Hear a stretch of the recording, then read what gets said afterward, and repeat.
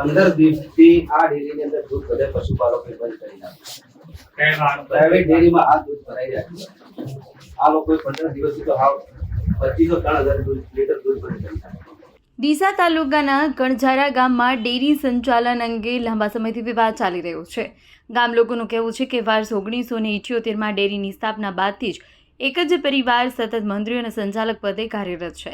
પહેલા પિતા મંત્રી રહ્યા હતા અને છેલ્લા 20 વર્ષથી તેમના દીકરા ડેરી સંચાલનમાં છે. આમ લગભગ 47 વર્ષથી ડેરી એક જ પરિવારના કબજામાં હોવાના આક્ષેપ છે.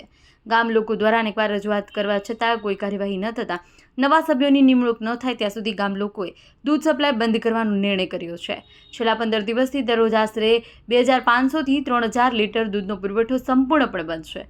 ગામ લોકોએ વકીલ મારફતે નોટિસ પાઠવી છતાં કોઈ જવાબ ન મળતા વકીલ સાથે ડેરી સુધી પહોંચ્યા હતા. આ દરમિયાન ડીસા રૂરલ પોલીસે કાયદો વ્યવસ્થા ખોરવાય નહીં તે માટે બંને પક્ષોને સમજાવી શાંતિ જાળવવાનો પ્રયાસ કર્યો હતો.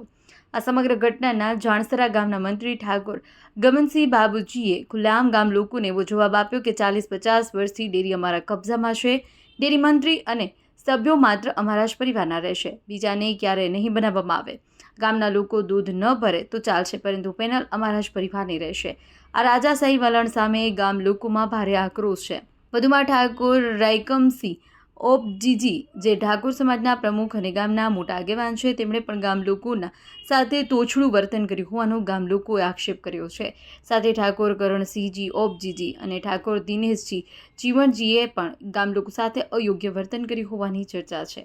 પોલીસે ખાતરી આપી છે કે ટૂંક સમયમાં રજિસ્ટ્રેશન ઓફિસમાં રજૂઆત બાદ નવા સભ્યપદોની નિમણૂક કરવામાં આવશે. ત્યાં સુધી બંને પક્ષ શાંતિ જાળવે તેવા પ્રયાસો ચાલુ છે.